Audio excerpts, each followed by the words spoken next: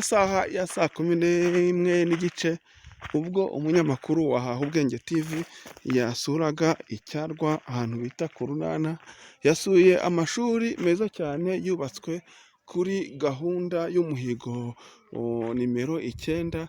Ni amashuri agezweho yakira abanyeshuri bagera kuri 300.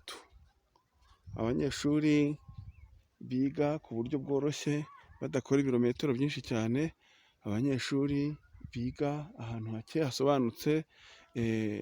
Ni mu mashuri ari mu murenge wa Tumba, akagari ka Cyarwa, aho bita ku Runana.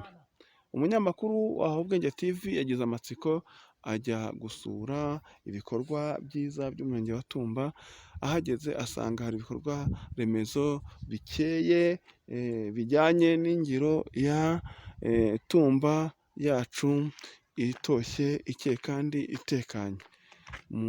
Twabatambagije iyo nyubako dusanga dukangurira abana bagikora imirimo yo gutoragura ibikoresho by'injyamani ko bakangurirwa bo mu nkengero z'icyo gice kuza kwiga muri ayo mashuri, kugira ngo bahahe ubumenyi, bahahe ubwenge, aho gukomeza gutoragura ibintu by'injyamani.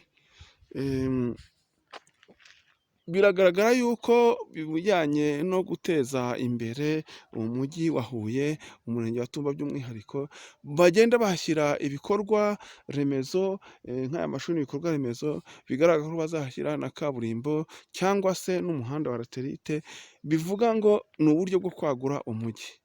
Turashimira ubuyobozi bw'umurenge wa Tumba mu buryo bwagiye buteganya cyangwa butegura gushyira ibikorwa biteza imbere umurenge, akarere muri rusange, ku buryo buri muntu wese yibona mu bikorwa remezo harimo n'amashuri. Kandi murazi ko amashuri, ishuri, ubumenyi ari wo munani w'iki gihe w'ibanze waraga umwana.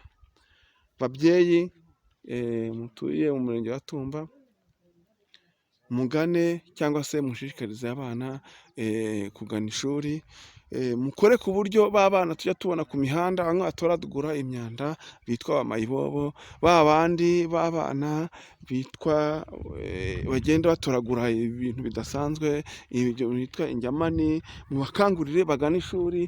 Leta y'ubumwe bw'abanyarwanda nicyo itegurira umunyarwanda w'ejo, umwana w'ejo hazaza, ku buryo azamukira rimwe.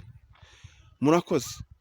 Umunyamakuru wa ikinyamakuru gikora kuri murandasi Hahubwenge TV.